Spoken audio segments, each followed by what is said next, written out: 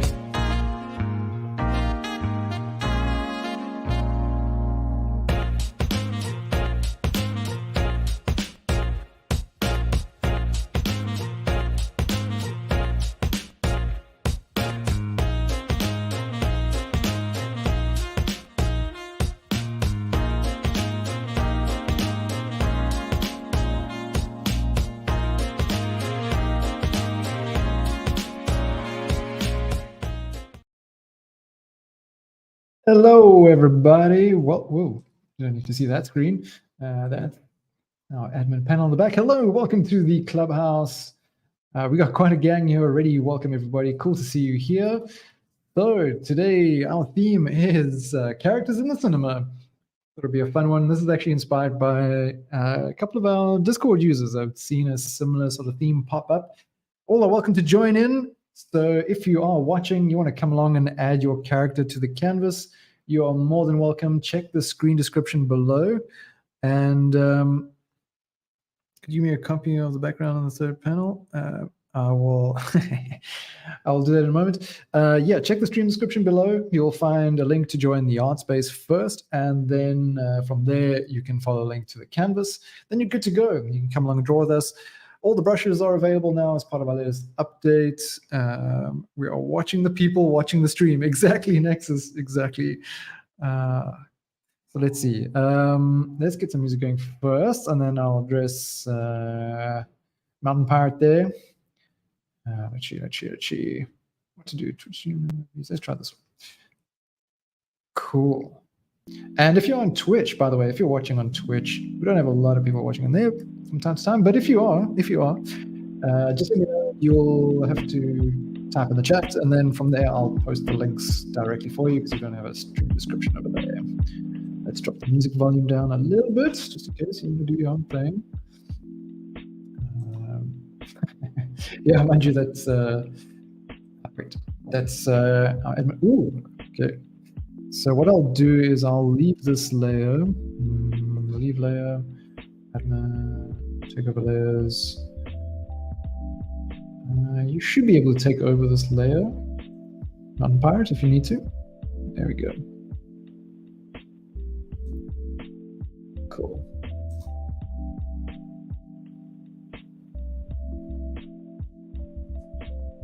How's everybody doing? You had a good week so far? Hey, Kelly, welcome. Glad you made it.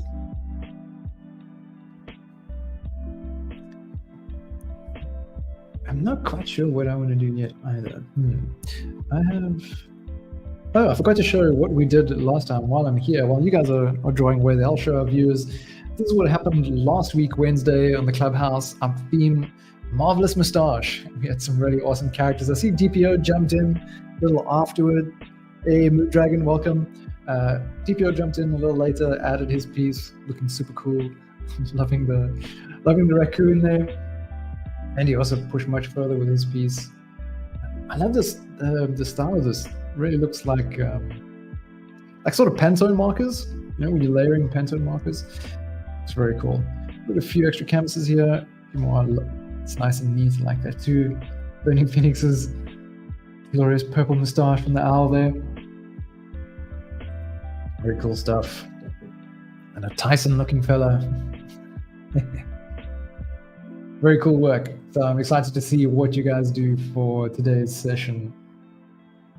Gaming and sketching, Andy. Nice one. Let's go. Okay, got some characters all the way in the back. Very nice. I suppose we should also have someone short in the front.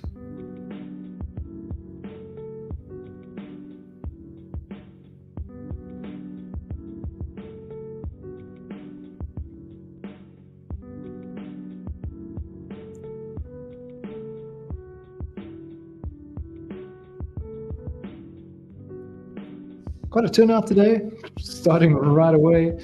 We got Not Tiny Kun and Nexus, SKV, Kelly, the Moon Dragon, Too Much Poco, myself, of course, Burning Phoenix, Manju, and Andy. We've also got a Mountain Pirate over there on the third canvas. Electi made a start over here, I saw. Looking cool, looking cool. Radio Demon and Fiddlesticks. There's a name I haven't seen in the stream before. Welcome. Good to have you here.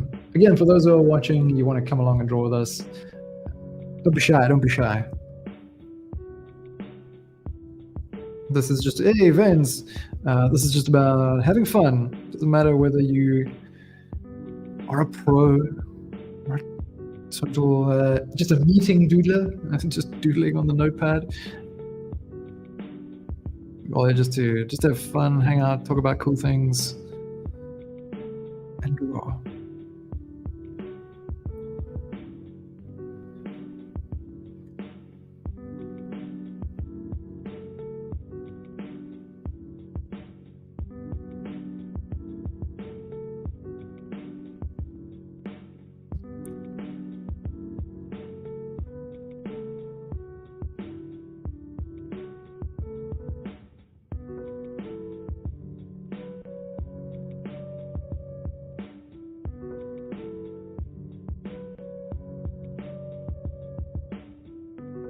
Video backgrounds in studio.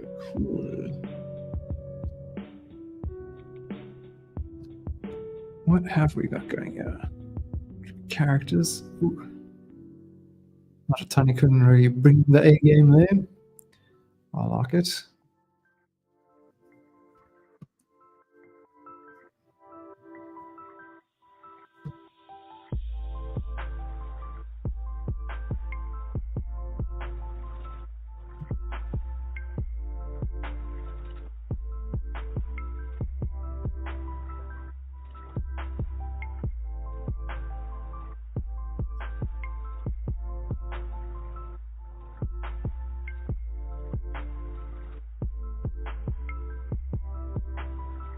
And for those who are watching, we'll check the stream chat as well. So if you want to pipe in, ask questions, you can.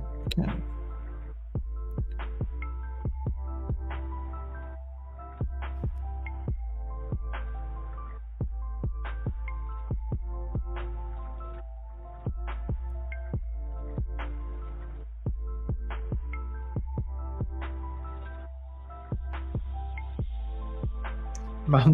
Mountain's doing a light show over there. There's some funky things going on.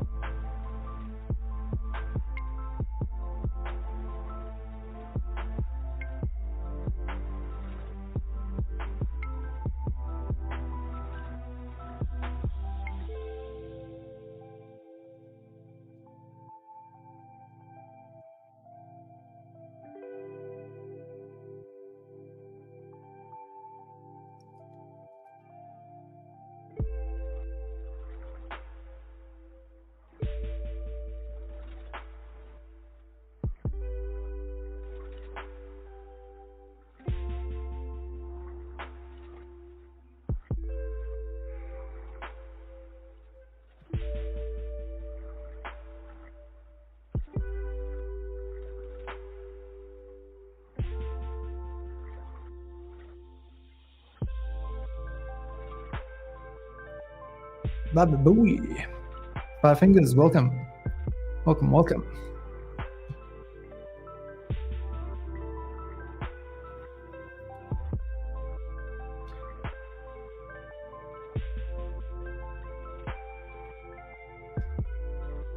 Yeah, recently I asked for some suggestions on the Clubhouse themes. I've put together a schedule for the next 3 months, so we've got a nice range of things there.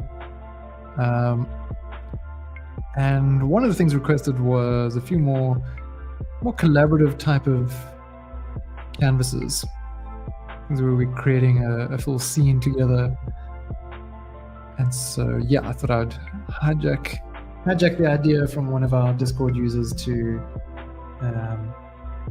people are already sleeping in the cinema. Do something that I'd seen pop up in the Fine Drawing Buddies channel. So I thought this was a really cool one.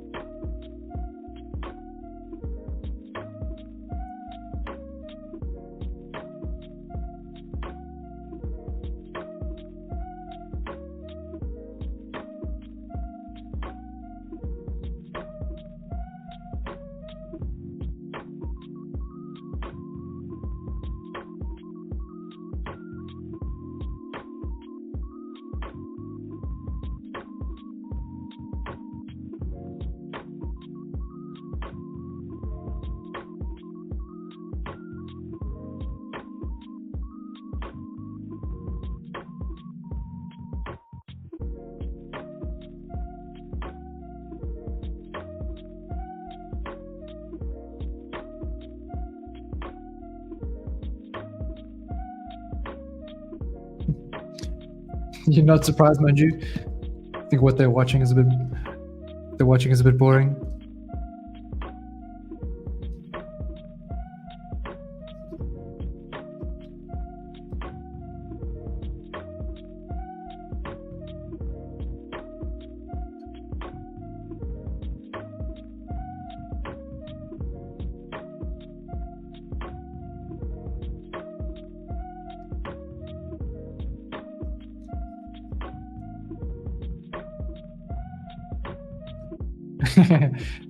I tend to gravitate to where there aren't many people in the cinema.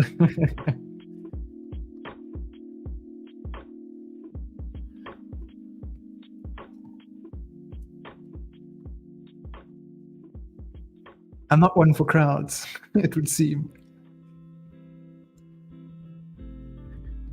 He says while he books his Japan flights.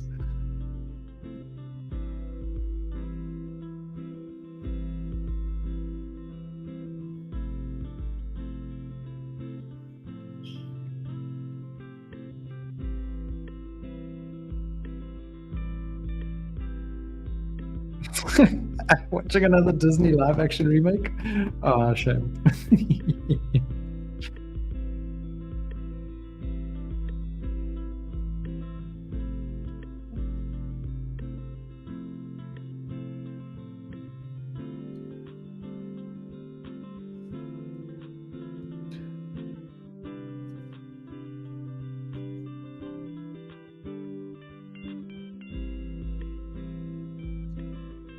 Not alone anymore. It's Leroy.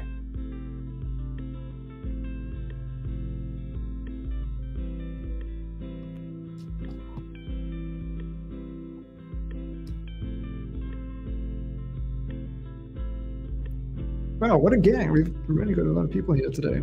Very nice. Kilroy, Leroy, Kilroy. Same. Okay, not quite, but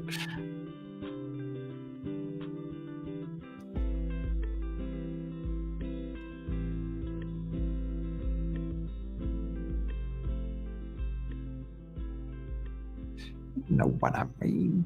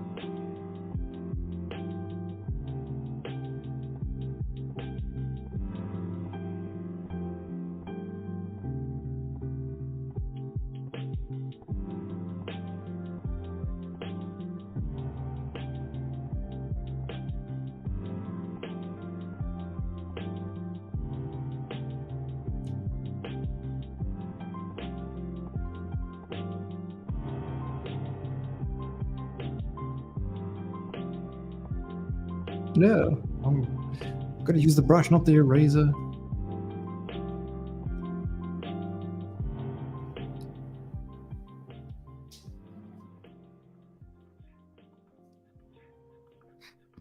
Who put a line in my drawing?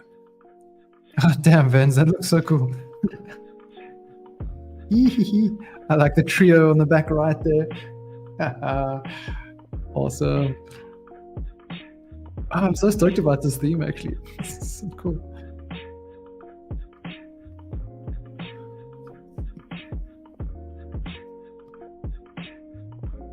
Tricks of kids.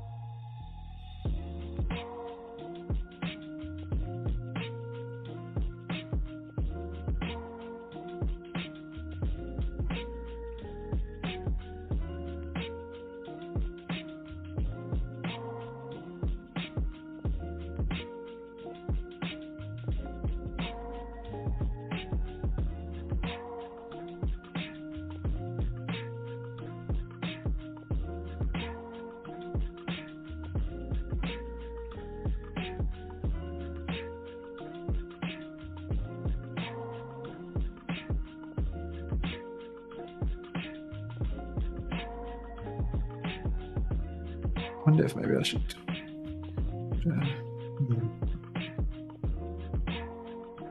What's a pop on somewhere?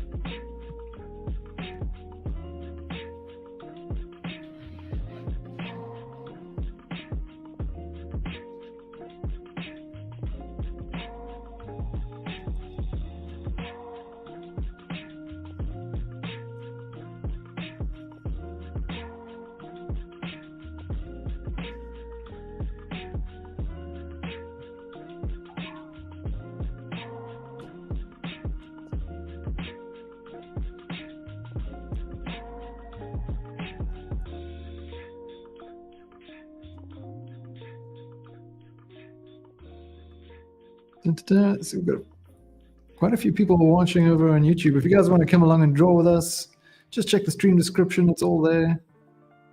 The link to the canvas is there. You'll first have to join the Magma Artspace. That's where it's all happening. And then you can follow the link to the canvas.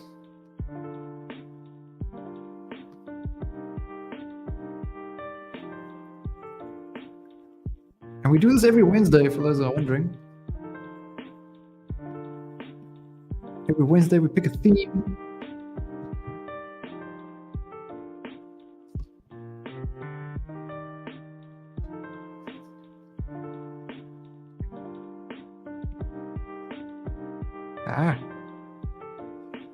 We will take a little bit of a break during the holidays.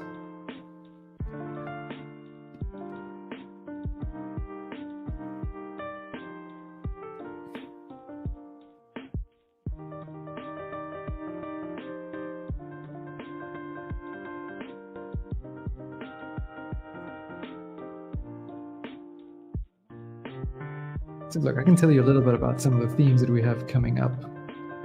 Where did I put it? Where did I put it?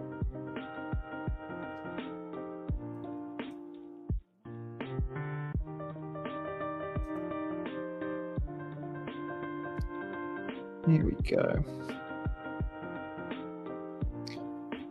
So next week we've got, well, I'll just tell you like roughly what we've got going. We've got not cool buildings, living buildings, surfing center, light versus dark. I'm quite keen on this one as well. This will be one of those things where we break up the canvas to left and right side, forces of good on one, well, forces of light on one side, darkness on the other, charging at one another, very sort of side profile. If you think of the old, was it a Warcraft 3 poster? It would have, like, or even number 2 with the Alliance on one side and the Horde on the other, getting ready to clash against one another. Could be a fun one. Let's see. Then we get to January. We've got some animal hybrids, bird warrior, disco druids, and a little bit of a graffiti wall bombing stuff. So quite a few themes, quite a few breaks in between as well. Obviously over Christmas and New Year's, bring things to a little pause. And then end of November, beginning of December, I'm away, so we'll have to postpone those sessions. Unless we have someone take over.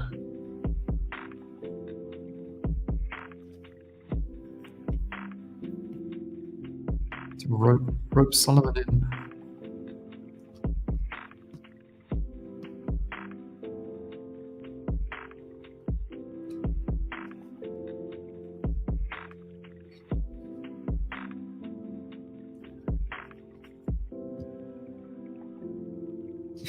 Solomon, I choose you.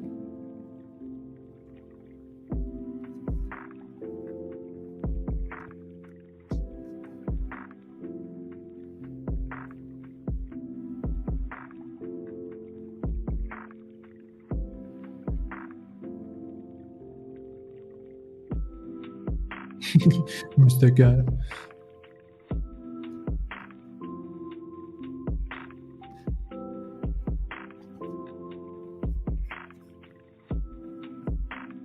Solomon's very busy on the product side, making sure things all develop in a good direction.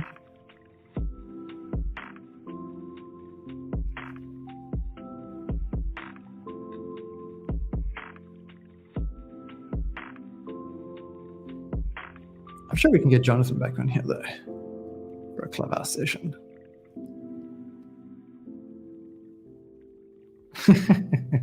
None taken, Manju, none taken. He does have a far better voice. Not gonna lie.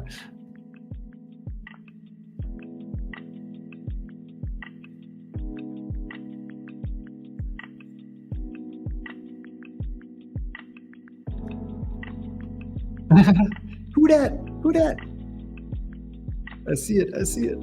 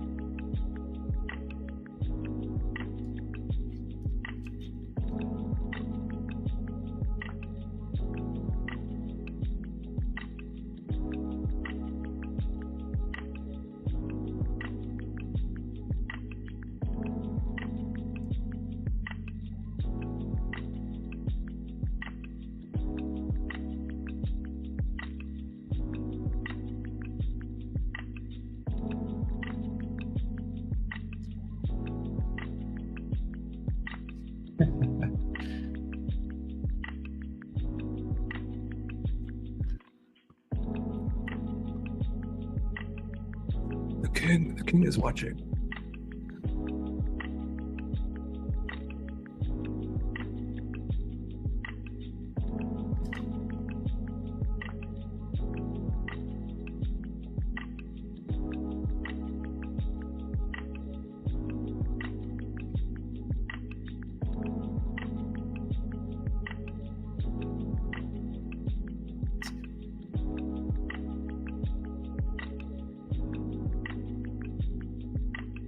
Hello, Radio Demon.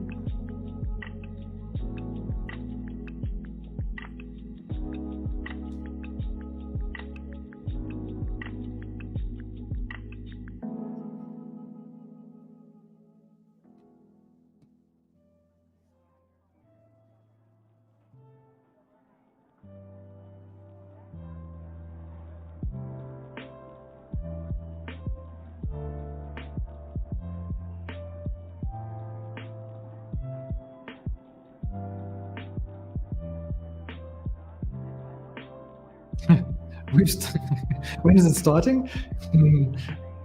Judging by the canvas, we're well underway. We're well underway.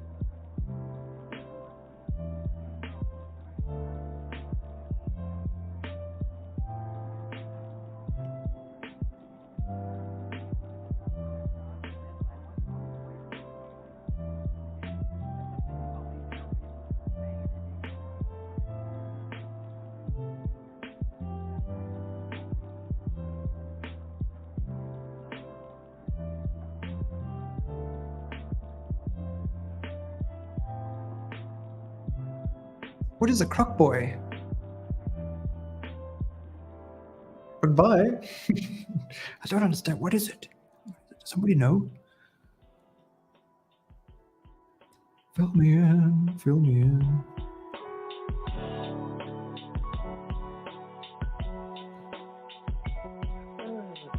Thanks for joining, Kelly. Cool to have you here. Even though it was brief.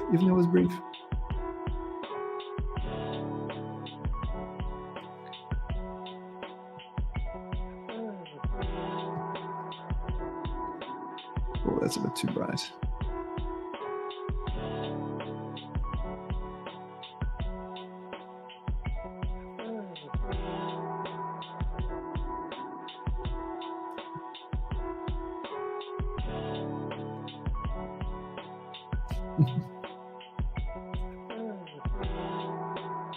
Just double checking Discord that nobody's saying, "Hey, how do I get in here?" But you know what? Let's try to fill things up. I'm going to share this canvas over in Discord. Let people know it's happening. Clubhouse.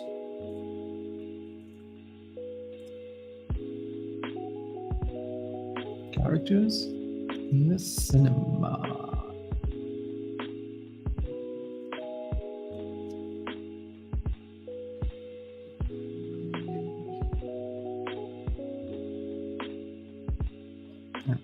There we go.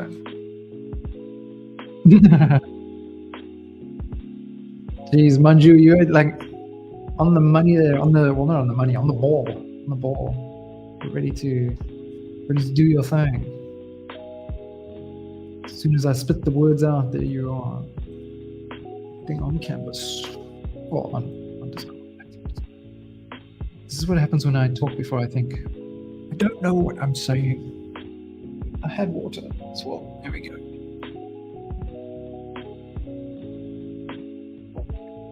So if you're just tuning in, we do this every Wednesday. We chill out here for about 2 hours, usually.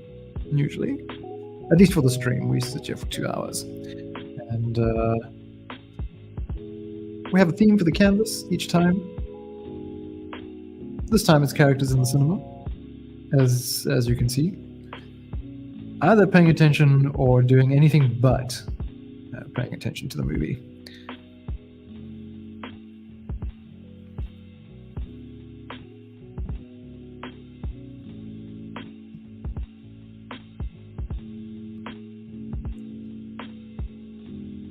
And it doesn't matter if you're catching this a little late. We still show the final product, start of our next stream. Oh wait, this is actually going to be a bit bigger.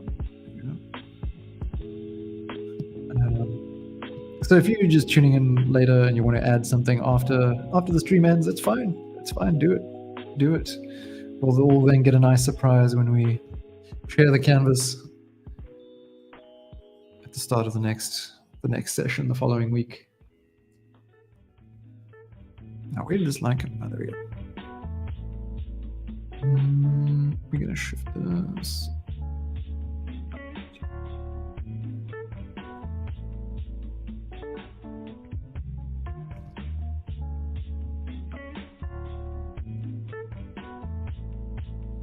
That's a bit bright, isn't it?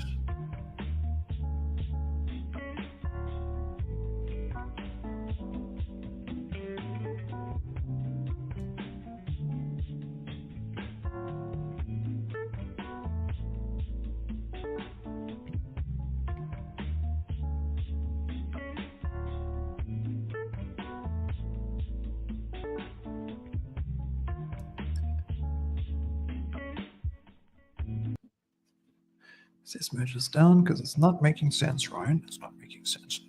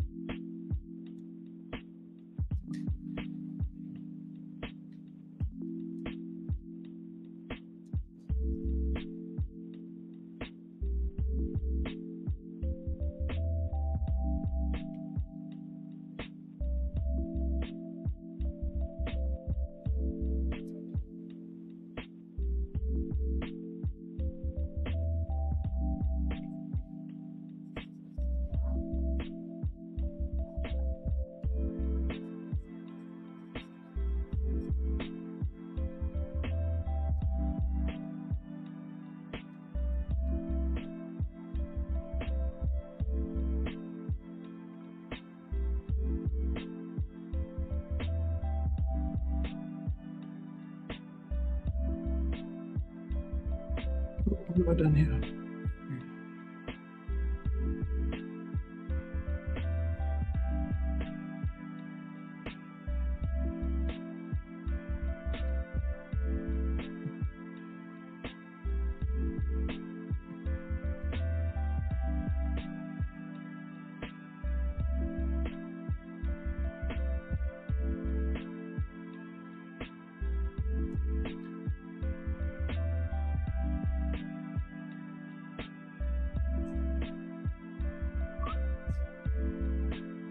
We've got D here as well. Welcome, welcome. Anyone else that I've missed? Musty Turnip, but once you come in, welcome, welcome again. All looking pretty cool. Pretty cool.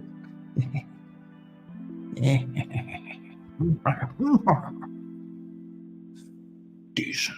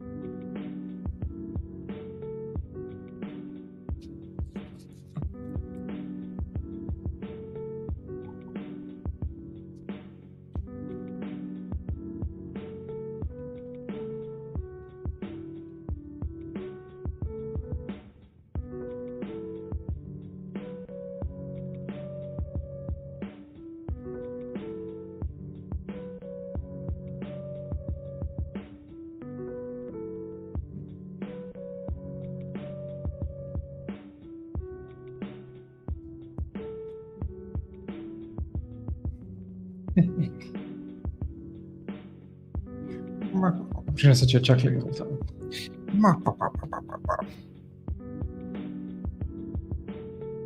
No, that's the wrong thing. There we go.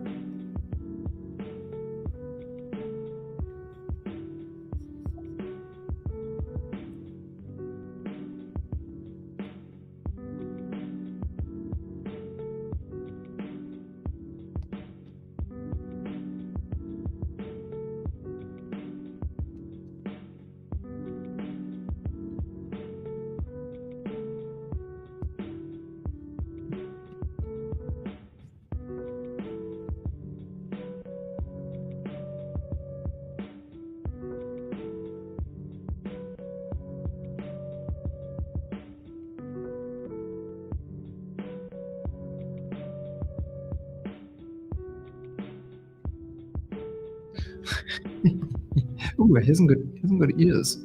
How the ears look from here.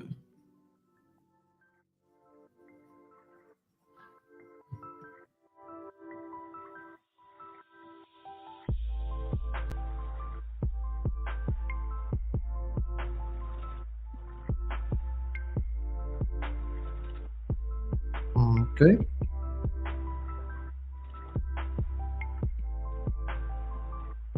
Hope that's not a serious thing. Maybe you need to see a doctor about that. Wow.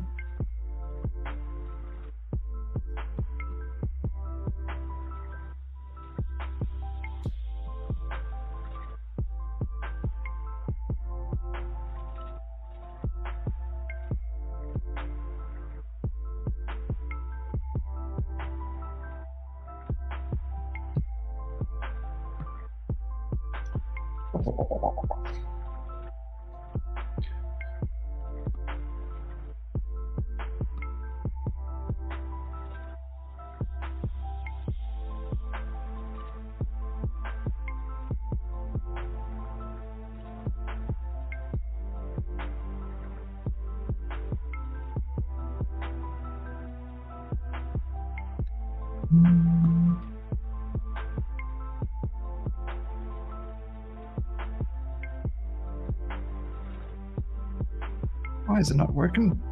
Right.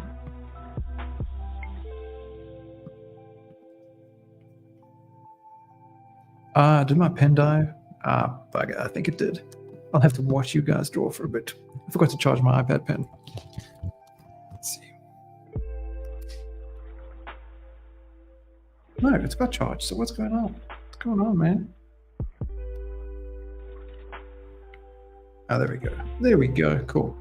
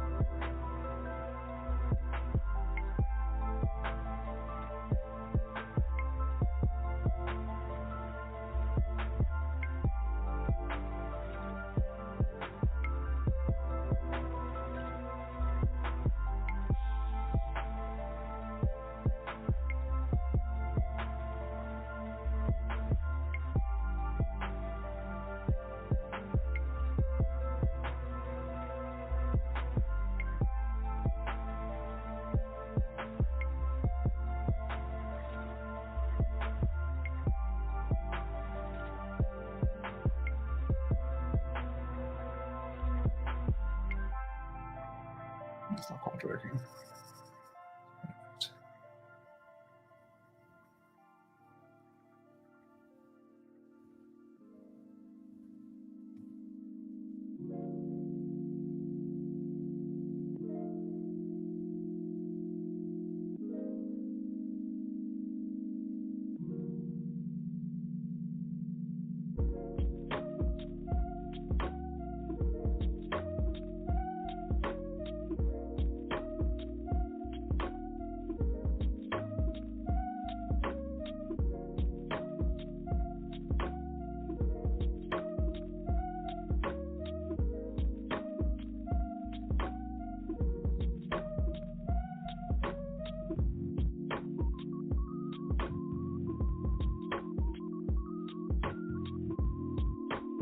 can always shift your layer above it if needs be.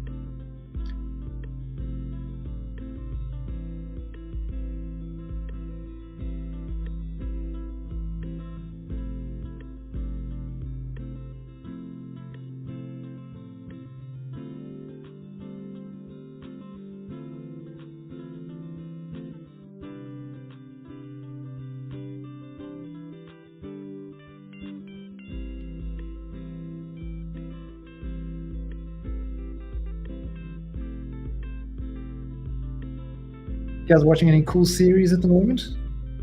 Anything I need to be keeping an eye out for? Not that I've actually been spending any time watching anything of late.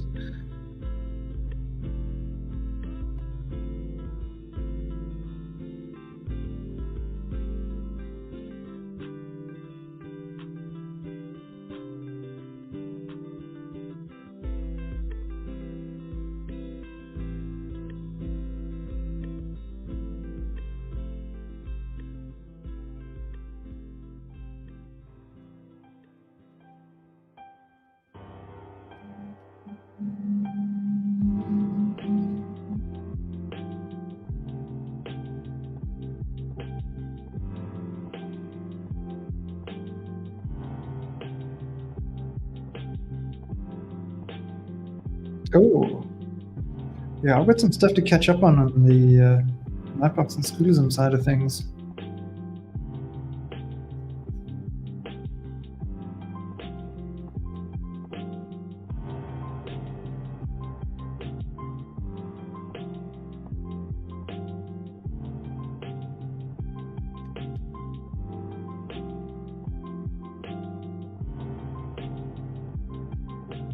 Ready for the episode of a Dungeons & Dragons series? Which a live stream thing that you're watching, like a live game, or are you?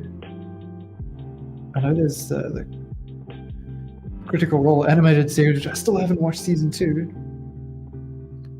Darn it.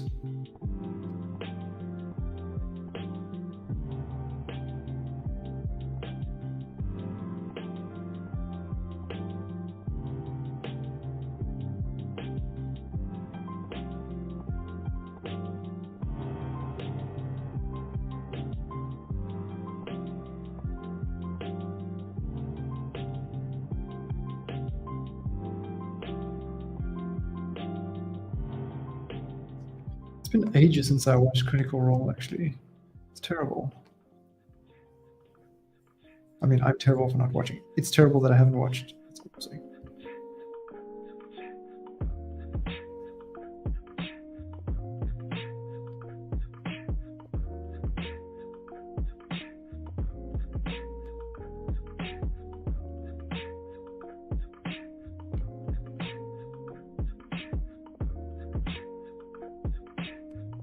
unless they're talking about something else. I misunderstood. Hollowed bonds.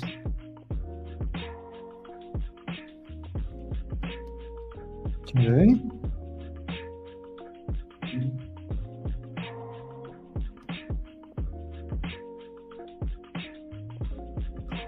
I didn't mess up the times, did I?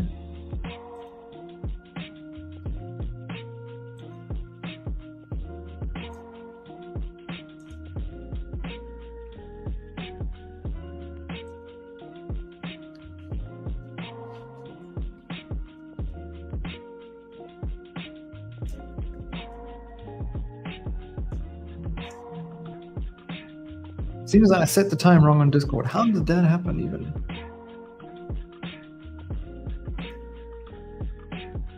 Is it 9 p.m. now? Oh, I just set it to start. I think I set it wrong.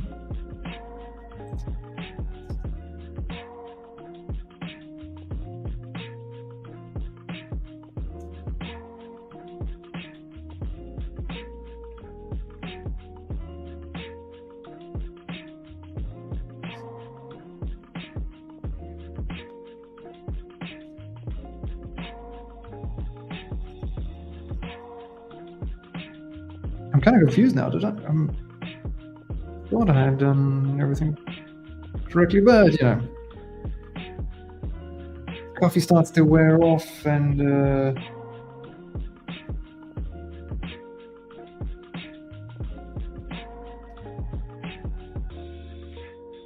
oh, there might have been a thing of the time changes that maybe I got mixed up with things happening in the States.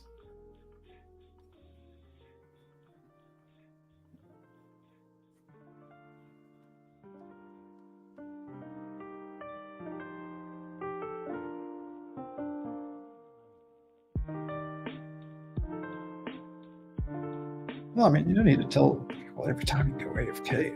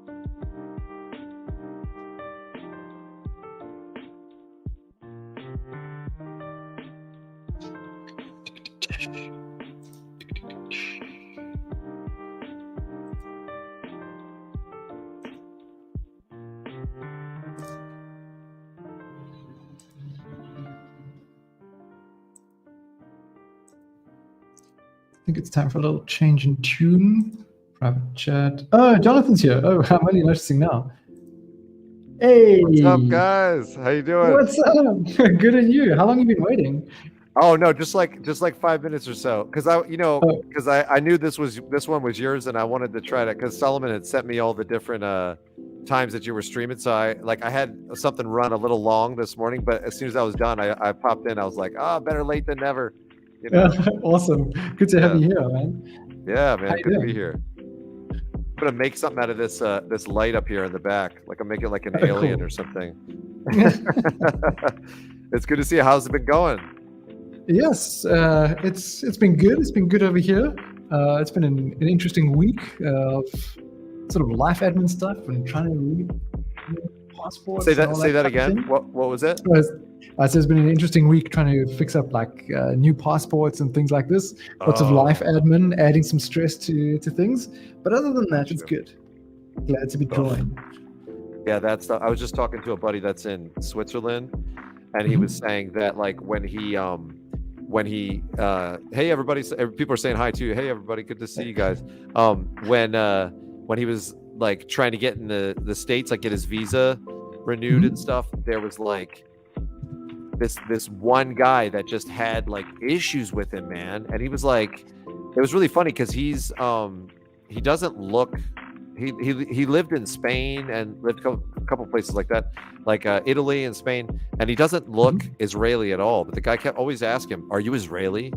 And he was like, "No, I'm not Israeli." Like, yeah, he would say all this stuff to him, and then he said, so then the guy rejected his claim, and then he went back like, you know, however long it needed to be, like, you know, years later or whatever, or a year later or whatever it was, and then he got the same guy.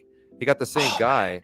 Yeah. So then the guy goes, "It's your lucky day," and he goes, "Why?" He said, "You can't be rejected by you know, an officer twice or whatever, you know." So then he sends her over to this other girl, and she like renews his passport for like 10 years. And I'm like, sorry. I was like, on behalf of America, Dorian, I was like, sorry, you know, like, wow. Yeah. So it was like, I was like, sheesh. So passport stuff is like, that's what you made me think of. Like, you know, it's such a nightmare. I was like, the States is so big that I often like, you know, I don't, you know, I forget like going state to state is totally, you know, it's not that big of a deal. Like we just go across the state lines. I don't think about it, you know. Going into Mexico isn't even that bad, you know, or Canada for sure is not that bad.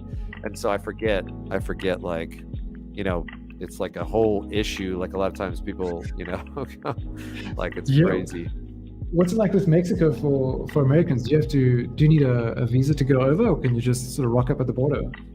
I haven't been over for a while. Now, when I was a kid, it used to be like you just were like, "Hey, we're going over, and here's our like, you know." So I think like some people got over without passports or anything.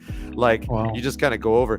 But nowadays, I'm not sure, like, because I haven't been over for years and years. So but you definitely need a passport for sure when you go through, and you and they could potentially grill you or not, right? So like they might just wave you through and stuff like that. Like they have markers that I guess that they look for. I think like the big thing now is like the cartel. Like they just want to make sure people aren't like, so they have dogs like sniffing the cars. That's what it's all about. It's all about like the cartel and not letting drugs come through. It's all drugs and everything. For sure. Interesting. Yeah, so it's fascinating that way. But it's like, but it used to be, yeah, if you were just like a drunk guy and you just could just go like, you were going down to like Tijuana or whatever, you just walk back and forth, and the guys were like, whatever, just go through. Like it used to be like in the 70s, it was like that. now it's quite a bit different. So I saw a thing about Japan, that Japan has one of the strongest, I think it has one of the strongest passports in the world, but a really high percentage, I'm thinking like majority of Japanese people don't have a passport, don't use it. Interesting. If I can find the stat. Wait, let me have this on stream. That's interesting.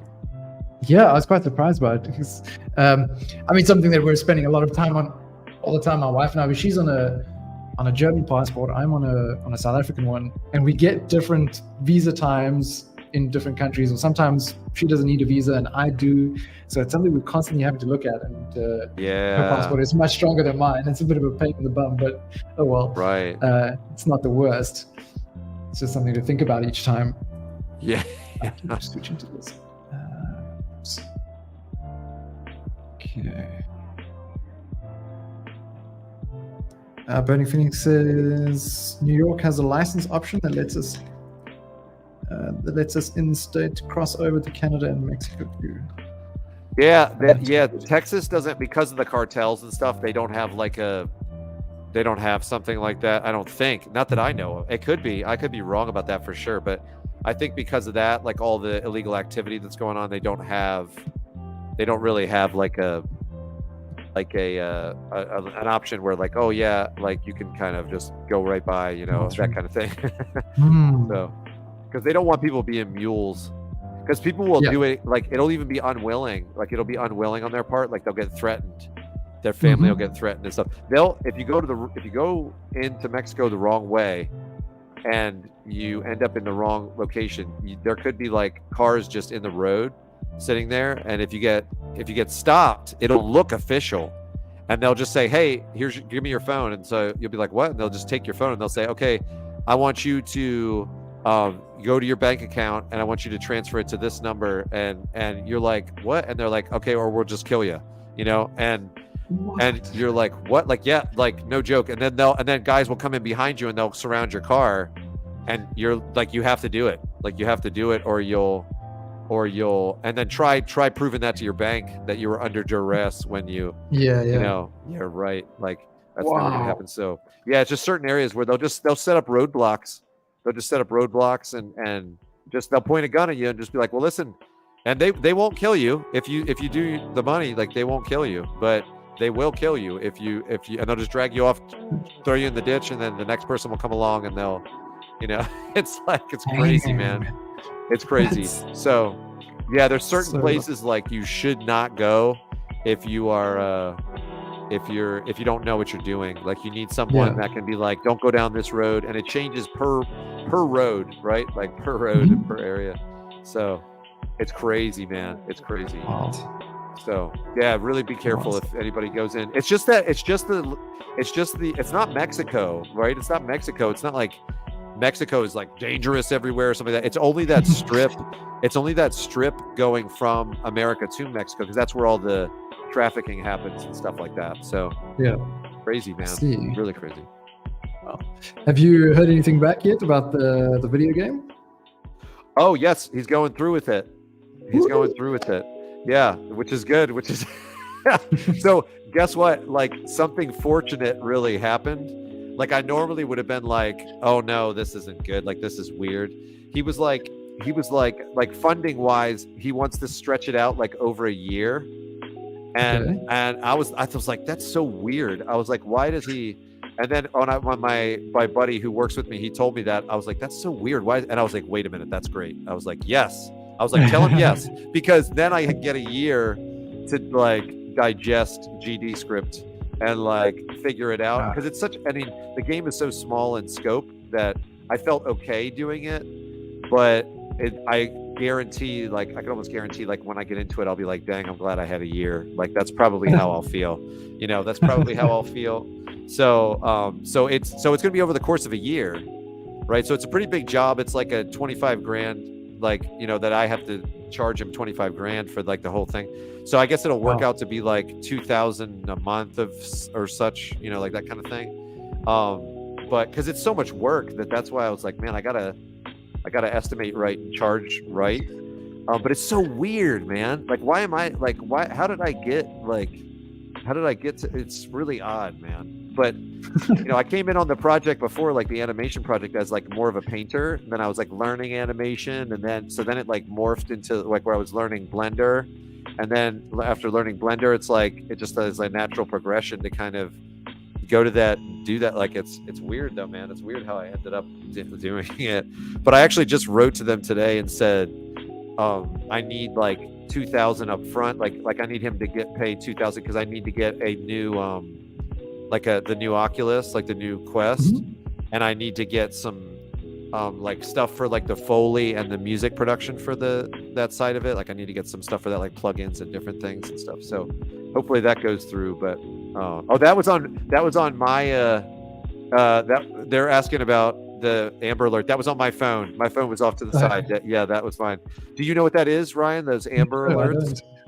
So we have this thing in the States where it's like, if there's a kid that's kidnapped or different things like that, there's an Amber Alert that goes out on everybody's phone. So you can see, like, it'll be like, so they can get word out like 5 seconds after the kid gets like kidnapped, right? Wow. So there'll be like Okay. red car, like with this license plate, like heading southeast, like in Austin or whatever. Usually it's like in the state you're in or whatever. Mhm. And it'll be like someone has been kidnapped, like, or a kid is last seen with their father or last seen with this or whatever. Like, and it's been really good. Like people have been able to catch them either before they go over the border or before they go into a different state, or it's been really good. So it's always like sad though. Like I see it and I hear it and I'm like, dang it, that's a kid. That's, every time I'm like, it bugs me, but Yeah, yeah. but it's No, I mean, great. it is It's a great disturbing. thing. Great. Yeah, that we need something like that is like, that's frustrating, but it's good that it's there, Yeah. Yes. That's right. Wow. Yeah, I know it is Never crazy. heard. It's crazy that we need something like that. 100%. You're right. But yeah, it's good to, there's always evil. So that's the whole thing. It's like, it's just like like it's like the arms race, right? It's like trying to stay, or it's like hacking, right? It's like hacking. It's like always to have it. People are going to hack. So it's just like staying ahead of the curve, right? For sure. You can't like stop people from trying to hack. It's like you just want to be far enough ahead to or make yourself as uninteresting of a target, I guess, as possible. Because if somebody wants to hack you, they probably pretty much can. Like if they want to do it, like if somebody wanted to hack me, like, I mean, they could, I'd be like, sure, I'll install this app that, like helps me, helps control my blender at home or whatever. I'll be like, that sounds awesome. And they'll be like, oh, that's hacked, So have we reached our layer limit? Interesting. Oh, we have? I'm going to, okay. Let me check it. Okay, so let's see. I can do something about that. Just gotta remember how. Oh, nice! You can do something for it. I think so. In theory, I didn't know you could. Theory. You're gonna school me on this. I didn't know you could. Super admin privileges. Let's see. Oh wait, there might be a thing here. Max layers. It says unlimited. Okay.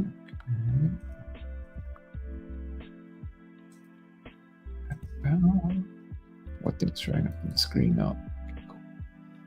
Yeah, if anybody can compress their layers, like just work on one layer, and like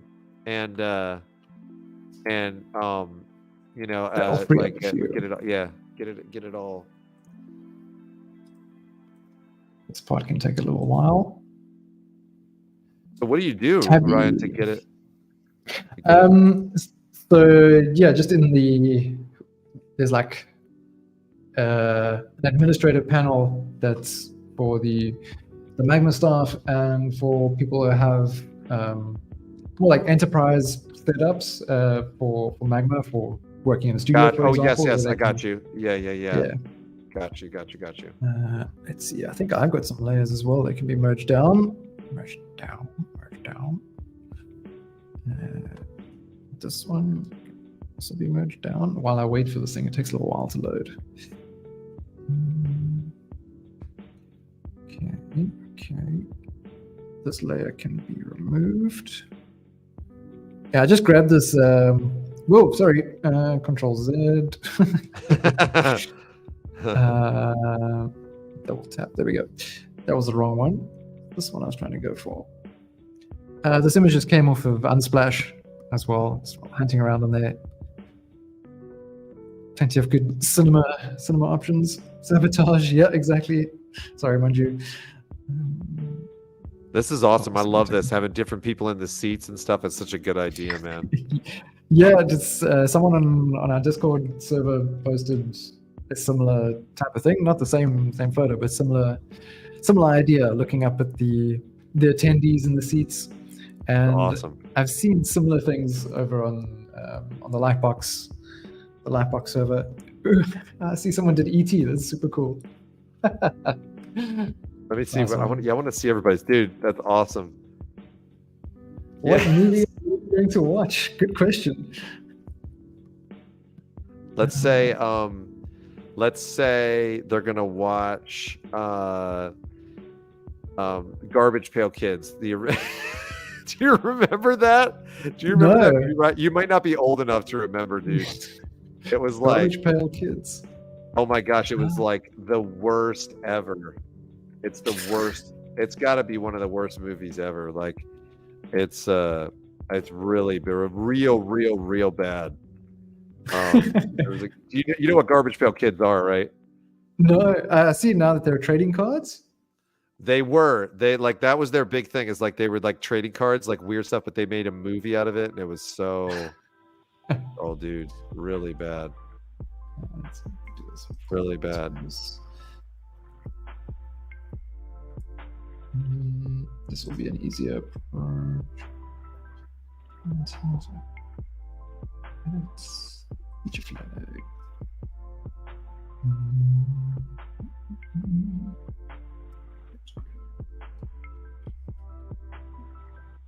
Strange. Yeah, it would be funny for people to watch. It would be like, it would be one of those movies that's like so bad that you just laugh at it. It's that kind of movie. That kind of thing. Seems I can't make changes with the butlers. I thought I could.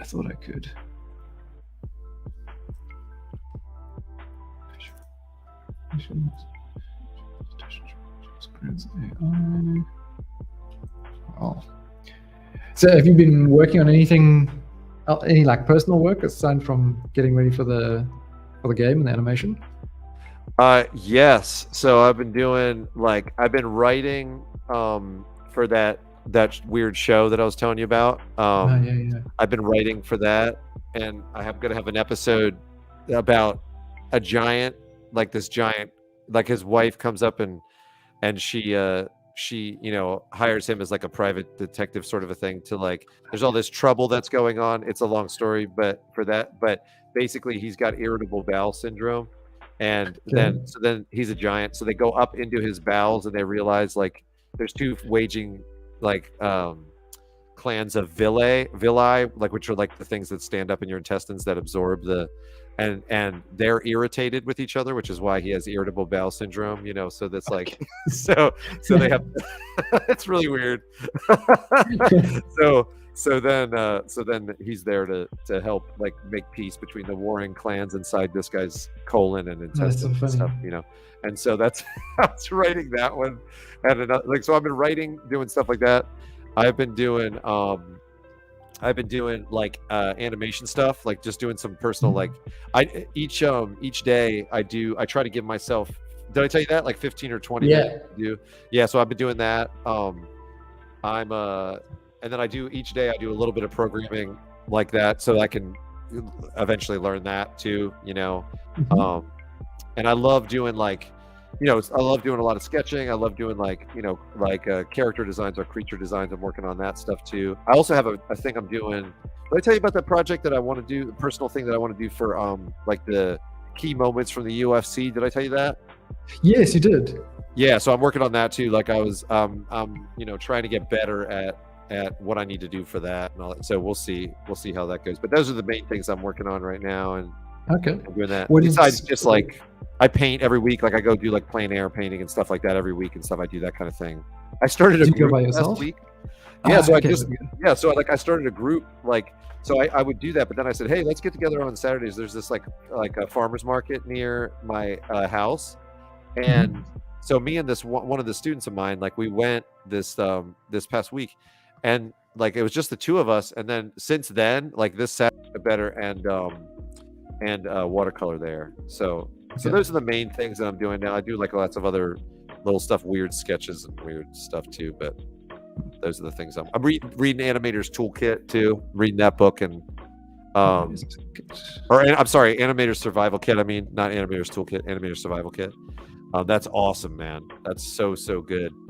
And it's just like it's from the guys that were like the main artists for Disney back in, like, when they were hand drawing everything, like all the stuff like 101 Dalmatians and like all that, like that's like, all that whole era. So they're talking about just animation and like the principles and drawing, and so it's really cool. It's really good. So interesting. Yeah. What about you? What you got? What a time. Yeah, mostly just Magma stuff in the background. We're always working on new features. I'm going to prep some user guides for some new things we're bringing out. So yeah, and I started working on my own painting over the weekend, doing something kind of simple. I suppose the idea is to do an orangutan that's a bit maybe a bit druid-like, I suppose, just sitting with this little bird on his finger, like looking at this bird. Oh, I love that. I love that.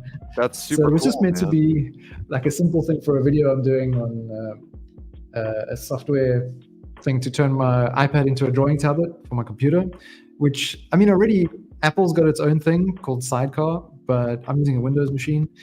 So there's two different softwares that I've been testing out. Is that the AstroPad? Is that AstroPad?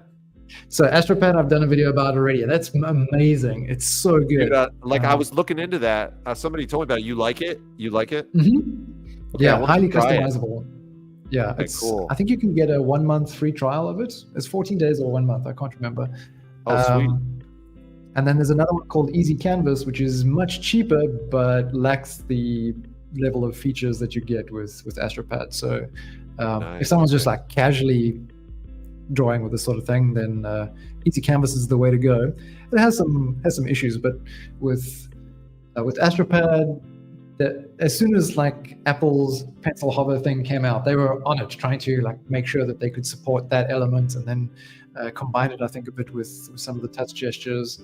They're trying to optimize it for Blender as well, which is cool. Oh, that's Whereas cool. Easy Canvas hasn't been doing any updates for over a year. So I think AstroPad's the better bet.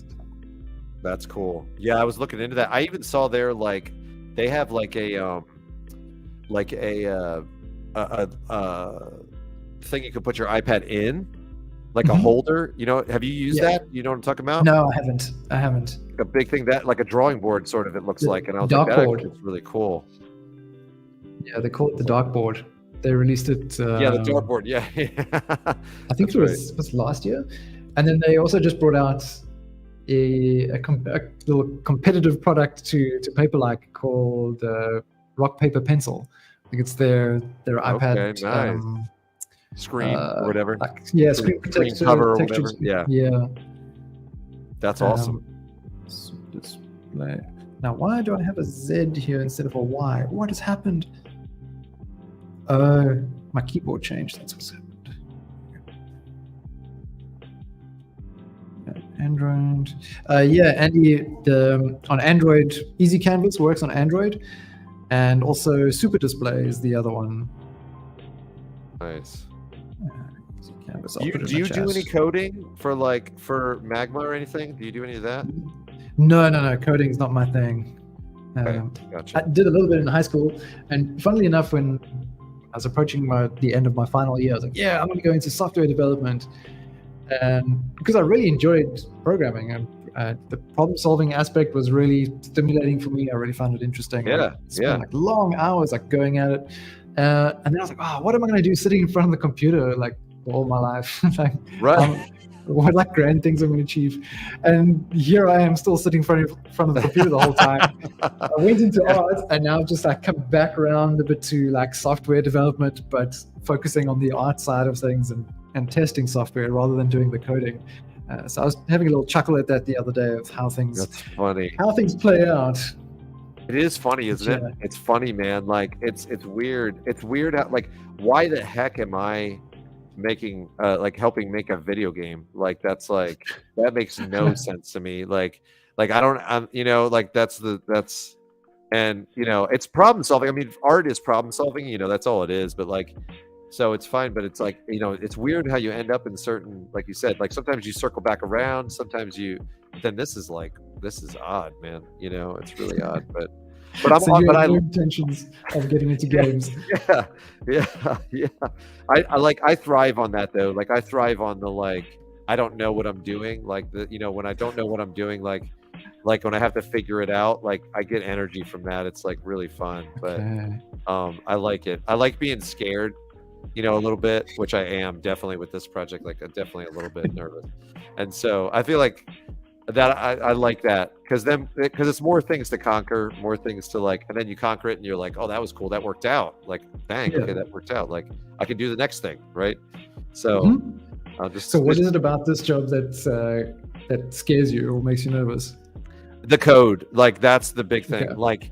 Like it's not the art, it's not like making the animations, all that stuff I feel like really good about.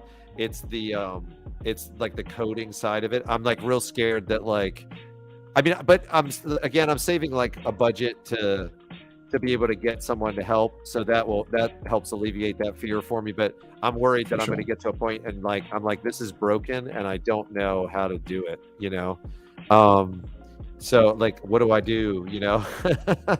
So that's when I would pay somebody and be like, hey, can you just look at my code, and this is what I want to do, and this is what I want to, you know, can you help me figure out how to do it, you know? And so I'm sure there's people that, you know, can do that and help me out that way. You know, I would need to pay them, of course, but you know, to get somebody that's doing it right. But that's what I'm worried about. What's in that fail-safe, just in case. Oh yeah. That if I need to, because then it's work that I don't have to do. Like anyways, like it's stuff I don't have to do, because it's like, you know, someone else would take care of that. I could do that from the beginning. I could, but I kind of want to learn it. Like I want to learn it because I like the idea of me like having the option of, because I mean it just makes sense to me, because I'm working now with Quill and sculpting sort of in 3D, and then I'm moving it into Blender. I'm learning that, and so it just makes sense to like kind of be able to leverage that in a game format and understand that at least to a certain degree. Then I'd have options like for whatever kind of personal projects I want to do. Like even if I do like a show that I want to do, you know, and then I'm like, oh, let's make a little short game or like a short like, you know, app with it or something where someone, you know, like a little experience, I could do that then at that point. So it's just fun, man. Like that's the real truth of it, is like, to me, it's like climbing a mountain or doing something like that. Something like that is a bit like that. So, well, you mentioned last time that you really enjoy just constantly learning new stuff. So yes, 100%. Why pass it to AI when you can learn it yourself? I know, right? So I will definitely like probably ask Chat GPT like, hey, do you have any ideas of what I could do code wise? Like if I get in trouble, I will definitely ask for sure. But for now I'm like taking classes and like going through that as well and learning that side of it. So but I'll probably have to have to rely on it at some point. Let's just be honest. You know. So where are you doing courses? Have you found some online stuff? Or are you just doing it on YouTube? You're finding things there? Yeah, so well there is really good YouTube stuff, but I found some stuff online too. That goes over it, and there's one in particular based like it's only GD script, like it's only Godot and GD script, and they do it in a way where they build slowly and they build you up with the code, like because the problem is code is like when you go and look at someone's developed code, it's like a mess. Like it is, I mean, it would be like it'd be like, okay, I want to learn how to like, you know, build a car, right? And then it's like all the pieces just like strewn, right? Like it makes no sense, right? Like it makes no sense. And that's what happens because people like they have deadlines or whatever, and they don't organize their code so that someone like me that's an idiot can come in and like understand what it is. They just put the code in. They're just like, whatever, I'm just gonna put this function here, put this here. So it's like nonsensical, dude. Like it's and so it's really like I think most programmers would say, even if they know what they're doing, and if they go in on another programming team's work, they have to like it takes them a couple days, even if you know what you're doing, to like figure out what, oh okay, this is here, oh, okay, they've got this here, and you know, that kind of a thing. So then somebody that doesn't know what they're doing, like having code like that, it just, you can't make sense of it. So yeah, it's crazy. So this class is awesome because you build a game in it, like you're building a game like piece by piece. And so like the first function is like, first thing I did was like putting a health bar up there, right? So you like get the asset, put it up there, and like you have to set the function to like when something collides with, you know, the character, like you set a collision boundary, and like when they collide with the character, like you have to have the code. But then the question is like this, right? Well, how do I tell the computer that like to keep that to be persistent, right? So 5 is the total health or whatever. And then how do I keep it persistent? Oh, 4 till I lose another one, then 3 till I lose another one. Like you have to, there's different functions that are built in, but certain ones you have to tell it that. So it's like, it's tricky, man. Like you have to think like you're talking to a kid. Like you have to be like you have to tell it everything to do. You can't just say like, when somebody gets hit, take away 1 health. It's like, no, it's like, or it's like when an enemy shows up, you have to, make them go after the person. It's like, no, it's like, well, then it'll be like, where does the enemy need to show up? The computer will throw up an error code that's like, no origin point for this. And you're like, oh, that's right. So it has to be an X, like it has to be an X this, and it has to be and this is the weird thing, dude. So apparently when they made monitors, they would measure the pixel rate from the top left corner down. So in a 3D program, when you go XY, you're used to going up, right? So Y is up, right? So if you have like if you're assigning if I said I want this pixel or I want this picture to be put in X 200 and Y 200, you're thinking it's like X 200, which is like to the side, and Y 200 up. Nope, because they started with pixels, they measured them on the top. If you wanted to go up, like if I wanted to go from 0, like this pixel place, like right in the dead center or whatever, and go up the middle, I had to put negative Y. Like so, negative Y makes it go up on the screen. Like, and it's all because of how. Like, so there's all these weird things like programming like that, like that are not intuitive, and like it's weird, man. It's really fascinating. It's like interesting. It gives me so much respect for the people, dude, what they'd have to do for like games like Diablo or like World of Warcraft or something. Like it is, I'm like, I don't even know how they did that. Like I have no idea. It's wild. I can't get my head around it either. I always thought it'd be cool to be involved in something like that, because now thinking about the sort of high school times when I was playing around with programming, we used to download sprites of like Dragon Ball characters. I think they were like the old Sega things, and we'd kind of you'd have this whole sheet of all the different movements, different frames, and then we'd try and bring it into our software. The exact same thing, like figuring out the collision course of this energy blast, like eventually hitting the character where it is. It was so much fun to try and figure out. I mean, it was terrible, but we had a lot of fun trying to. But it's cool. It's cool though. It is a blast. And then like nobody else really cares, but like when you accomplish something and you're like, oh my gosh, when someone walks up to this chest, it opens and throws something out of it, and people are like, and then you program it and you do it, and it's like it feels really cool to do that, and then everyone else is like, okay, because it's just like a normal thing that the game does normally for them. They don't care. They're not impressed by that, and you're like, it's like a big accomplishment to code that. It really is. It's like, for real, dude, for real. Like that's like, it's tricky, man. So we'll see how it goes. We'll definitely see how it goes. If it wasn't this small in scope, I would definitely have more issues, but it's very small in scope, like one big board with all this stuff. Like so we'll see how it goes, but it's going to be fun. I mean, making the animations and stuff and Quill and stuff, I don't feel worried about that. I just like, and then bring them over to Blender. I'll figure that side out. That's not too bad, but it's just the programming side, man. Like that's the part that's just like, oh, brutal. How are you with sculpting? Do you find doing stuff in 3D pretty easy? Was it? Especially in VR. Like ZBrush, I felt like was freaking like, I don't know. It was like speaking Swahili for me, and like it's just I have no reference for it, right? I have like no context for it, and actually though I did go to Kenya, so I learned like Jumbo, and I learned like Rafiki Yangu is my friend, and like I learned like to say Hapana and different things like stuff like that. But still, it would be like it's not Latin based. It's not like it's so like I have no reference point for it, and so that's sort of how I feel. I don't know, but yeah, I don't know. Do you speak any other languages? I'm learning Hebrew. I'm trying to learn Hebrew. So I speak it like probably the equivalent of like if there was like a 4-year-old that was not too good at speaking. Like, not even that. No, not even a 4-year-old. Probably more like an infant, like that's just learning how to speak. That's probably close. Can't do the sentences, but you can point and identify the thing. Yes, like that kind of thing. So I'm trying to learn it.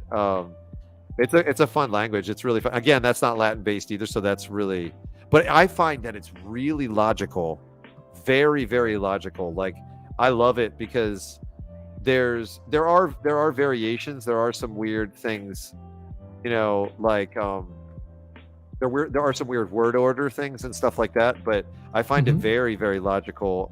Like, once you understand some of the principles, like I can kind of guess, like what it's, sort of what it'll be. Like, I can kind of guess, like, okay, the plural of this word is pretty much this, and I can usually get it right, which is cool, which is fun. So like with English, where there's so many ways the same combination of letters bring, can sound. brought, like it just all, like, I mean, it's like, it makes no sense, man. It's because we're a mishmash of so many different cultures and so many different things. That's like the we have, like, I mean, it's like that in some of the European countries too. Like with French, I know a little bit of French. I took French in high school, but it's been a really long time since I've used it. But I can, like, read some French. Like I can kind of read it, and I'm sure I would know enough to really annoy some Parisians, like I know just enough to, like, make them really angry that at my my pronunciation and everything, but I want to learn Hebrew though. It's fun. It's really good. It's but what made you decide to try and go ahead. Sorry. What made you decide to try and learn? Oh, so my dad was always involved in archaeology. Like, he teaches Bible, and, like, he's been a pastor, but he's been involved in, like, archaeology for a long time.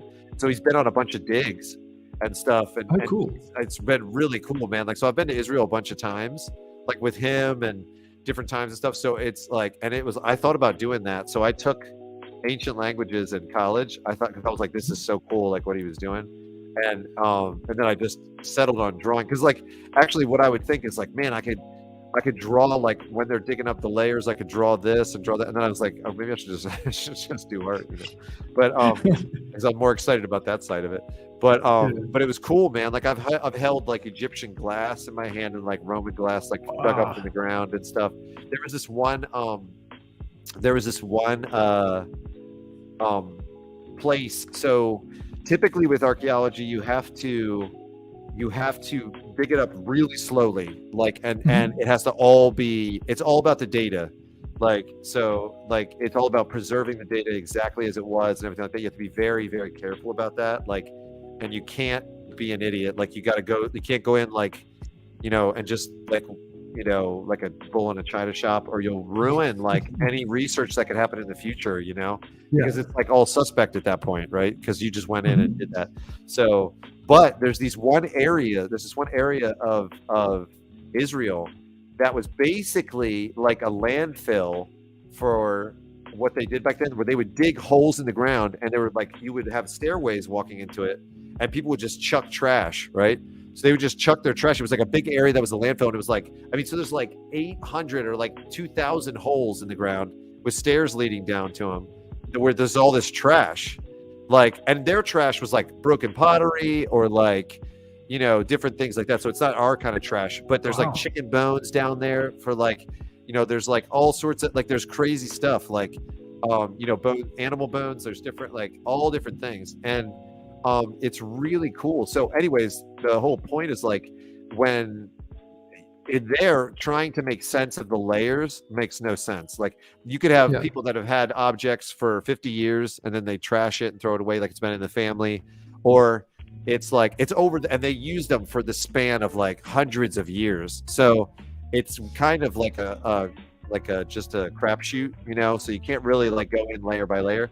So what that means is, like, people like me that are like bulls in a china shop, it doesn't matter, right? It doesn't matter. I can just come in and dig, and it's like, and so they know it's not going to be like, they can't rate it based on the strata, so, like, we could just come in and dig. So they have students come in and dig, or they have people, like, that's when my dad would take students in, and they would get to, like, really, like, you're digging through stuff that's thousands of years old, but it's like you don't have to be super careful, right? Just they're like, just don't break something. They're like, if you find something, like, don't break a pot. Like, so somebody found a full intact pot. It was really interesting, and it had 3 holes drilled in the back. One of the people that I went with, it had 3 holes drilled in the back, and actually the guy used it for this paper that he published because he was saying that there was like a religious connotation to that, because he kept finding them like that, and he was saying they would drain the oil in this very particular way from these pots, and he thought it was ceremonial. And so he made a case for it based on what this person found. What that went with us, it was really cool. But anyways, there was a little top to like a thing, and he's like, you know what that is? Like, I dug it up, and I go, no, what is it? And he goes, that's Egyptian glass. He goes, that was pre-Roman glass. He said that probably was like a family heirloom or something that somebody had for a long time. And I was like, how old is this? And he's like, it could be like 2,000 some years old, like 2,300 years old, or something like that. Or I don't know. I can't remember the exact dating, but it was something that like blew my mind. I was like, what the heck? So that is like, it's so weird, man, like to do that. Like, that's so exciting. So anyways, I got kind of drawn into all that. And then I did ancient languages, which were really interesting, like Akkadian and like Koine Greek and stuff like that. And so then that was like really interesting to me, that side of it. And so then I guess that love of it sort of persisted, and I started to meet people. I did art workshops in Israel, and because I met people over there, and I was like, man, I should learn this language. Like, it'd be fun to, because it was almost like the ancient Hebrew is almost like learning like medieval English. It's like learning medieval English. So so I knew some of the words, but I didn't know how to pronounce them, and I didn't know, things like that. So I already had a little bit of it looks like chicken scratches first. So if you can get over that, I so don't know anything anyways, about Akkadian languages. I only heard of it today. Yes. My wife was reading something to me. Like, do you know something more about that you can enlighten me with? Well, it's like yeah. So there's all these different languages. So there's like cuneiform that is Egyptian, right? So cuneiform, you've probably heard that. And that's like, so they would use pictures as the phonetics, right? So if it was like a bird, let's say the bird was like, I don't know what that is, like, but it's like if the bird was like Ashgod or something like that, that's how you would say bird or something. They would have it be like ah, like that would be the sound ah. And then so they would draw that bird and do it like, so it was like associated with the pictures, and then it morphed over the years, like into like, you can see some people have mapped it out, and it's like a really fascinating area to see the evolution of the language and stuff like that. It like was pictures then turned into like strokes and marks that sort of represented the pictures. I hope I'm representing this right. I hope I'm representing it right. So, because I mean, it's been 20 years since I've looked. I didn't know Akkadian, like I got introduced to it, but it's like been like 20 years since I've seen it, like and gone through it, and like, so I mean, it's so, I'm definitely not qualified to really speak on it. So, but I'm just trying to give you at least what I think is right. But because there might be somebody out there that's actually done like studies like that, and they'll be like, this guy's an idiot, which is it's true. It's definitely true. Definitely true that I'm an idiot, but so you get like Babylonian, Persian, like the Assyrian Empire, stuff like that, like all this stuff that was like 500 BC, 700 BC, like stuff like that. Like it's their languages, man. So like, it's really cool. It's like really fascinating to see it like take shape and like I think it's awesome. I it's really, just to think about that, like literally they used to have these things that they would have something written on a cylinder, and then they would roll out the cylinder. So like it would be like a clay tablet, and they'd roll out the cylinder, and it would write out whatever that was, right? And so you have all these things where you'll literally find like a grocery shopping list, basically, for like it, like to a servant or something, like it's like 2,000 years old, or like 2,500 years old, like 3,000 years old, whatever. And it's like, hey, when you go to this city, like pick up this, like this is like the shopping list of like things to get, and like, like it's so weird, man. Like there were 16 bags of grain that were sold for this amount, and it's just like weird stuff, man. Like it's funny to see it, like, and you just realize like how sophisticated it was. Like you we think they were all idiots and stuff, but then you realize like it was very sophisticated. Like Herod in Caesarea Philippi, which is like Caesarea is how they say it out there, but I've always said it's Caesarea, but they corrected me when I went to Israel. They're like, what are you talking about? And I was like, and they were like, oh, Caesarea? They were like, that's Caesarea. I was like, oh, sorry. You know, that was always saying it wrong. But in that area, he built a port. Like Rome put concrete in the water. So they were able to like dam up an area. Like they figured out how to like drop sections in there and then drain the water out and like build concrete pillars in the water, like, and keep it like it was amazing, man. So like they built these like pillar concretes in the water and built an artificial bay like on the ocean, so that like people in boats could come in and rest their boats there, and the boats would like, it was like apart from like the tide and stuff like that. So then Herod's like, okay, cool, sweet, I built this he's like, I built this like false port where people can come, like where all these sailors can come and pull in and like stop when they're transporting stuff in the Mediterranean, right?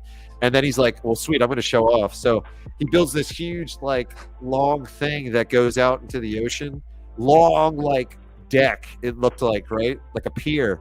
And then at the end of it is this building, which it's like a big pool, and the pool is the ocean. So like you get in it and there's windows on the side and you're way out in the ocean. Like you're like 2 football fields or 3 football fields out in the ocean, and you're just looking around. So you're in the ocean, like taking a bath or whatever. And it's like, but it's that you're looking out and it's like you're just on the ocean. And it would have taken so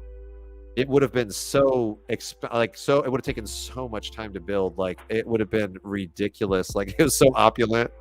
And actually what sort of era are we looking at here? What's that? What sort of era are we looking at here in this? So this would have been, I think this would have been early, like maybe like 20 to 40 AD, I think. Like, or something like that, or like or no, maybe a little bit before that. I have to no, it would have been later, like somewhere between like 20 to like 80 AD, somewhere in there, because at that spot Pilate is mentioned. So like in Latin it says like something like, donated or like with the help of Pilate, like he was like the governor, like when they talk about Christ like going up before when Pilate's there. That's actually I think that's one of the only places that his name is mentioned, is there at that. So you can kind of see like the stone that says it. You can see it. You know how you can kind of read Latin, like it's like Pilatos, like you can kind of like see it. You can, or whatever it is. I'll see if you look it up, like I think it's Caesarea Philippi. Let me see. Caesarea Philippi, Herod bathhouse or something like that. I think it'll come up. Let me see if I can. It's really cool. Oh yeah, the Banyas. Yeah, because the aqueduct goes in there. Let me see if I can find it. He had a bunch of them. Herod built a bunch of. Okay, maybe I'm thinking of the wrong. Maybe it's just Caesarea, not Caesarea Philippi. Hold on. The shoreline. Yeah. Okay, so it's Caesarea. Yeah, it's just Caesarea. It's Caesarea Maritima, not Caesarea Philippi. Sorry, Caesarea Philippi is like further in. But if you look there, you'll see Herod at Caesarea Maritima, and you'll see his structure. It's crazy, dude. It's like I'll show you here. I'm going to send you this link. I'll just send it to you in the private thing, and you can see it, like how he like improvised. So then he's like, I'm going to show off, right? I'm going to show off and like this. Then he's like, well, sweet, I'm going to have all these sailors coming in, right? He's like, we need to start getting some like commerce up in here, right? So he builds like this hippodrome, which is like this place where they can race and like kill each other while they're racing, and like, so I walked through the gates, like the area where the fighters and the racers would have been. Like I walked through that, like you can see the gate, like dude, it's so cool. And my son went with me, like my kids went with me. So my son, he was there, and he was sitting in this bathhouse that was there at Caesarea. And I was like, dude, I said, Sam, I was like, Alexander the Great might have sat in this. I was like, for real. I was like, legit, because the Greeks took it over at one point. Like there's a layer of there where the Greeks took it over. And I was like, dude, Alexander the Great might have, that's like 300 or 400 AD, but it was still there, So I was like, they could have been, And I was like, that is so crazy. Like, to me, that just blows my mind. So that always interested me. I always thought it was just fascinating, man. Like, so those cool. time frames to like try and comprehend going back that far and like what things were like right. you're doing some crazy like mental gymnastics there, or like you really have to indulge your imagination, but I suppose that's what the historians are there for, to like help piece that picture together. It's so cool. It's crazy, dude. Like, it blows my mind. That's what's so fascinating. And like, so there's this place called Beit Shan. I'll see if I can send you this too. So we went to this when I felt like this was so amazing, because Beit Shan was a place where they I think this is the right one. Is this Beit Shan? Yeah. So this is Beit Shan. And they like, what happened was there was an earthquake, and all the pillars and all that stuff like fell. Mm-hmm. And when they fell, like it like was really destructive. Like it like they hit, and that the streets would like mound up and stuff and everything, like, and all the buildings fell and a whole bunch of people died and stuff like that. But there was like 40,000 people in the city, but they just left it. Like they just left the city because it was like in ruins, and everybody, like a lot of people died. So they just left it. So they dug it up, and it's like this city that you can walk through. And I can even read in ancient Greek. It was like, I think it said something about this one section of road being like donated by Aristarchus. And I was like, I read it, and I was like, this is so weird. I was like, this is so weird. Like, I was like, this is so strange, man. Like it, and then I went and sat in this thing, and I was like, what's this, Dad? He's like, you're sitting in the public bathroom right now. It's like these two strips of like stone with like a hole in the middle, like two slats, like two boards, and underneath there were two channels, and the aqueduct like was routed into there and fed these two channels of water that would flow through that public bathroom. And he's like, one of those is for the refuse. He goes, the other one is for your hand after you wiped. And I was like, oh dang. I was like, you know. So it's crazy, man. It's super cool. Like, I'll send you, like, so it's BEIT and then SHEAN, like Beit Shan, the ruins. And you can probably see the it's like Beit Shan, like SHEAN, sorry. Bathroom. I'll see if there's a bathroom. Like, I'll send you that, because that was really funny, man. Oh, there we go. So, toilets. Yeah. Crazy. It's crazy, dude. Like, that just yeah, here it is. Here it is. I'll send you this. This is the picture. Ancient toilets in Beit Shan. There's a whole article on it.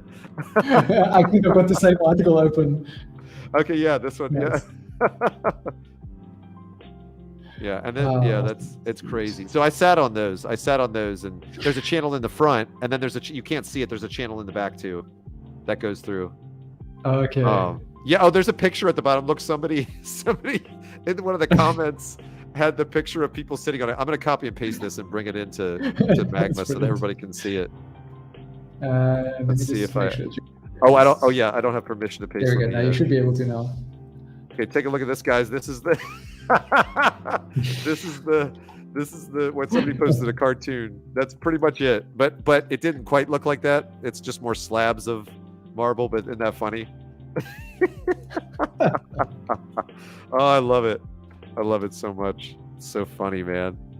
But yeah, I mean, it just blows my mind. Like, you know, to sit, and then you see like the amphitheater there where people sat and watched shows, and like, dude, you just sit and think like, man, what did it look like? Like, how did it, like, it just blows my mind. That always fascinates me so much. So yeah, so that's what drew me into like the ancient languages and all that. And then that sort of evolved into me being like, hey, I go to Israel every once in a while, and I teach art workshops, and I got some buddies that have art studios out there and stuff like that. And I was like, why don't I just learn a little bit of the language? It'd be fun. Yeah. You know, it'd be fun. So then it's such a good thing to like keep your brain going and growing. I suppose. Like, yeah. The language. Yeah, I do like Duolingo and stuff like that. You know, I do Duolingo and like a couple other things. You know, that's all. I mean, but I, you know, and I have friends that speak it too, so I can like ask them things and stuff like that. So I do that. But I want to get like some movies that are in Hebrew, but then dang, they talk so fast. It's like I can't. It's so fast, I can't keep up. Like, I've seen some shows, and I'm like, oh my gosh. Kids make fun of me when I'm like practicing it too, because they're always like, because Hebrew is such a guttural language that they're always like, Dad, it sounds like you're just like like you're just like doing like you know, like you're just making like these guttural sounds, you know. That's funny. Yeah, it's really funny, man. Cool. Ancient bathrooms in Beit Shan. That's so funny. It's like the fact that, can you imagine like if people back then knew that we were like studying the use of toilets like back in the day, they'd be like but to be fair, they'd be impressed by ours, you know. Yeah, quite possibly this idea of just having like water right there and available in your own private room, never mind anything else, just the fact that it's private. Now get this, Rome had like what we would call sewers, like sewage, and everybody's houses were built along on the top of this, and so you would like poop in this stuff and it would go down, like poop in this hole basically, and it would fall down to like a channel that had water running through it. Well, it was very small, like maybe like a foot wide, or maybe a little more, like a foot and a half wide, and there was a little lip on the side of the channel. I was walking through this one area. My dad was like, he's like, "This is the sewer, John." He goes, "What do you think that little lip on the side is for?" And I was like, I don't know. I was like, man, I can't think. I don't know. And he goes, "That's for some dude, some poor unfortunate dude that got on like, you know, like some, you know, Roman like generals like bad list. It's like that's for him to step on with a wood pole to push everything and make sure that everything is still flowing." Like, and he's like, people died from methane poisoning. Like, he's like, they would come down here, they didn't know why they died. He's like, but people would die from methane poisoning. Crazy, right? It's crazy. So they had a sewer of sorts. It was like slave labor, but they had a sewer of sorts, you know. Oh, crazy, man. Crazy. And then I suppose as Rome was expanding at such a rate, I'm sure they ran into some issues with the effectiveness of that whole system. Oh, 100%. Yeah, like their infrastructure, they were constantly like changing their infrastructure and stuff. And just like, oh yeah, they were always, it was the same thing. It's like how we build roads and we build, you know, like, and then we're like, okay, there's more people moving in. We need to build more roads. Like we need, you know what I mean? It's like that whole, it's that race back and forth. And dude, that's why the aqueduct was such like a crazy thing. When you go there and you see it, like they had a slow gradation where it's downhill, just barely downhill for like miles and miles and miles and miles. I mean, you're just driving and it's like miles and miles and miles. Like, so the water source was so far away and it was so huge that they could redirect that, and that's what ran the whole city, man. Like they redirected it to the bathrooms where it would flow through the bathrooms. They redirected it where it would flow into the fountains in the middle. Like they'd redirect it to, you know, it would be equivalent to like how the early American pioneers used like the river flow to like power their tools and stuff like that, like, you know, to saw wood, and like they had big belts and stuff. It was like they didn't have all of that, but they had like the equivalent, you know, like the equivalent of there at the time. Is really crazy, man. Really crazy. So really interesting. It's very sophisticated, like way more than you think it's going to be. Really, really crazy. Do you know over what sort of time period the aqueducts were constructed? Aqueducts, I think we're early ADs. I think they were like, let me see, when was the aqueduct built? I think it was like maybe even like just the turn of the millennia or whatever. Like, let me see. Yeah, I'm thinking more like how long it took to actually construct these things rather than the. Oh, I think it took like 70 years or something. Oh wow. Yeah. Okay, so it was BC. It was 120. Oh wait, let's see. 126 BC was like the first one, but then they had additions, right? So it was complete. I'm sorry, it was completed in 52 AD, like completed in 52 AD, or CE or whatever the, you know, Pompeii had one. It was these are multiple ones with aqueducts that they're saying. So I have to see, but okay, first aqueduct built for the city of Rome, which is not where I was, but that was built in 312. I want to find the one in Caesarea aqueduct build date. Let's see. And see if I can get it. Okay, that one was built. Okay. Let's see how long. Okay, 22 BC. 22 BC. Oh. Yeah. Okay. So, yeah, and then so there were different levels, and then they call it like the Herodian aqueduct, where that was constructed later in 130 AD. So they put like another one on top of it. That's what blows my mind. These like huge structures going way back in time. I mean, making structures like that today, it already seems like such a feat to me. Oh yeah, mind, you know, hundreds or 1,000 years ago. Yes, that's like, yeah, it's amazing what you can accomplish if you're like have a dictatorial rule and you have slaves. You know what I mean? like it's like you just work people to death and like they have no choice, right? They're like, I either die or I like, you know what I mean? So it's crazy, man. Like what they were like. We were at the city and I said to my dad, I was like, why are all these pillars like different, like it was like one was marble, one was like, it looked really gaudy. And I asked him, I was like, why did they have like all these different types of pillars and stuff? He said, oh, that was to show off. And I was like, oh, for real? And he goes, yeah. He said all of these would be taken from taken from Egypt and I was like all the way to Israel. I said, how did they get it there? He said down rivers. Then they would do, and he said, if it broke, like they would just kill the dude that broke it. Like, you know, like it was like, so it was like, man, like slaves. It was just slaves, man. Like people that had to, same thing with the pyramids, same things like, and even if it was their own people, like it was just constant masses, throngs of people that had forced labor. Like it was just crazy, dude. Crazy. It was like a part of the culture. It was just like, oh yeah, that's how we get stuff done, you know? And we still kind of do that, just in a different way. Yeah. You know, not as bold, like not as right out there, but we definitely do that. But it's like, yeah, so it's really crazy. It's interesting. But yeah, I don't think we could accomplish it because it would take too much manpower. That's my whole thing. Yeah. I think it's not possible. And or it would take like a volunteer kind of a thing, right? If people volunteered, which, I'm not sure. You might get small pockets of people that would do that, but I'm not sure that you'd get a large group of people saying, yeah, I'll volunteer, Yeah, I think not. Yeah.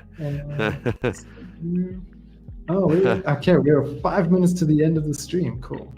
Oof, nice. Yeah, it's coming. I gotta hurry up. I'm doing like a little tentacle guy over here, and I gotta paint him faster. He should be darker on this side. Let's go take a look at what people have got. Oh, nice. Oh, I love this sort of alien thing controlling the what everyone else in front is viewing.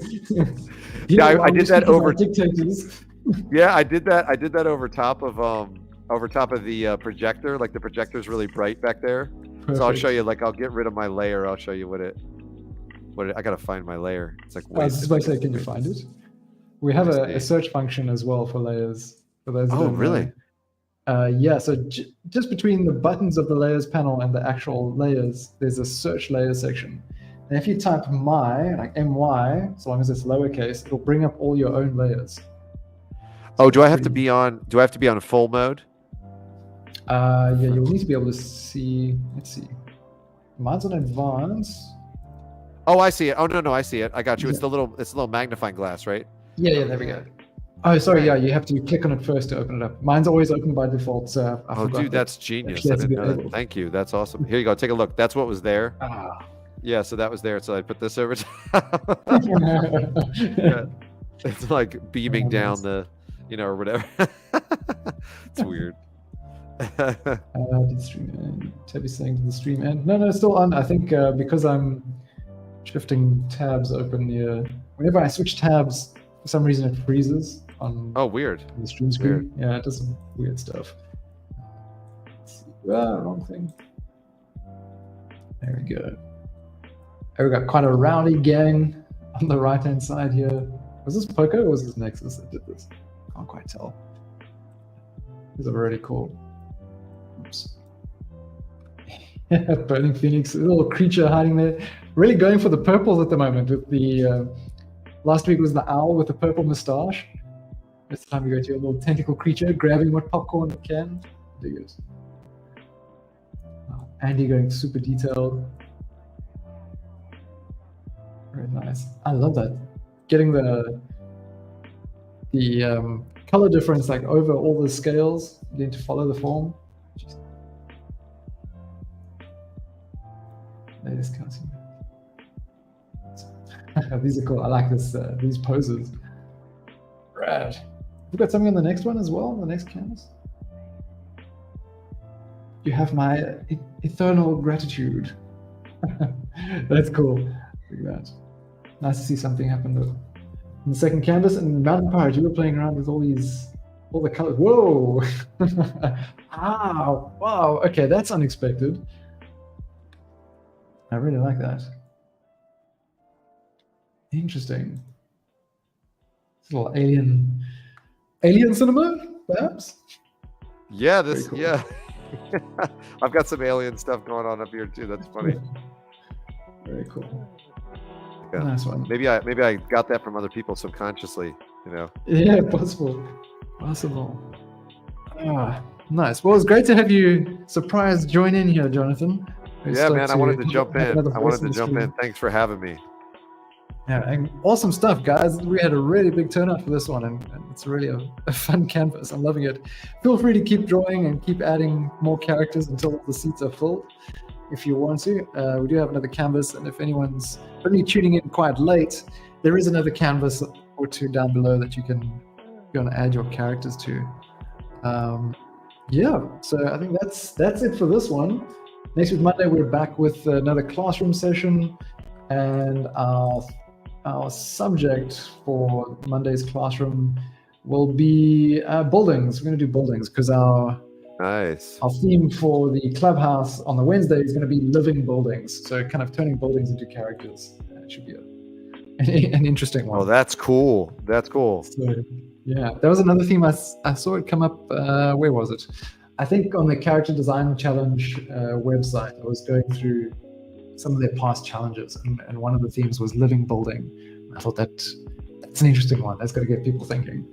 I have this sketch in my sketchbook, and I was drawing with my kids, and my kids told me to make something like that, like make it and make a character like that was like a house, but like a you know, like a building that was alive. So I called him like Houseman or something, and I said, I live. I have this quote on my sketchbook, and my son was like laughing. I said, I live so that you may live in me. That's what it says on it. Like, but I made it. My son was like, you are so. I did it, and I drew this like it's like this house, like a house with like holes at the bottom, and like the legs are coming out and stuff. And he was like, dude, he's like, you are so weird, Dad. Like, he was like, how do you even? He thought it was so ridiculous. And I remember that. I haven't thought about that for a while. I live so that you may live in me. He was like, that is so weird. He's like, you're so I think weird. You're doing things well if your kids think you're weird. I know, right? I know, for real. That's they've got to be a little embarrassed, you know, a little. Of course. Yeah. That's funny. Alrighty. Man. Cool. Well, let's call it there. Thank you very much, everybody. I hope you have a fantastic rest of the week, and we'll see you again for the next one. Cheers again. Thanks guys. Yeah, you guys did awesome. It looks really cool. It looks awesome. Really Bye. Fun. Oops.